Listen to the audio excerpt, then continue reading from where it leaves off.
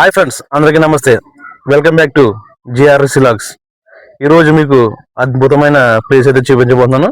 ఇది Ahmadi area అనమాట, Kuwait లో.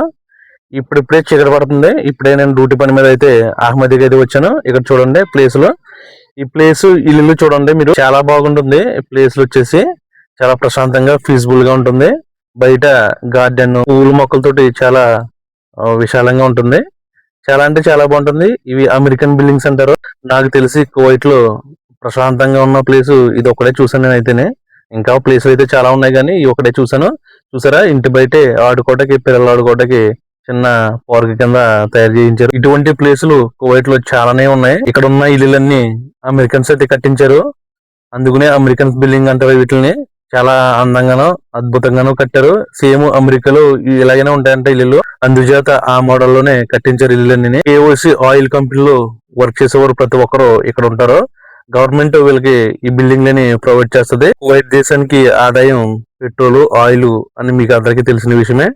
ఆ కంపెనీలోనే వీళ్ళు వర్క్ చేస్తారు. కేఓసి అని పెద్ద కంపెనీ అనమాట అది.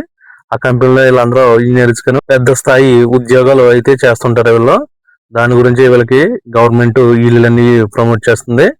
ప్రతి ఇంటికి 2-3 కార్లు అనేవి ఉంటాయి. ప్రతి ఇంటికి ఒక డ్రైవర్ కానీ, 2 డ్రైవర్లు కానీ, ఒక కద్దమ్మ గానీ, 2 కద్దమ్మలు గానీ అయితే ఉంటారు. ప్రతి ఇంటి దగ్గర పూల మొక్కలు, గార్డెన్ చాలా అందంగా అయితే ఉంది. నాకు ఈ ప్లేస్ ని చూడగానే చాలా అందంగా అయితే అనిపించింది. అందుకే నేను వీడియో రికార్డ్ చేసి మీకు నేను షేర్ చేసుకుంటున్నాను.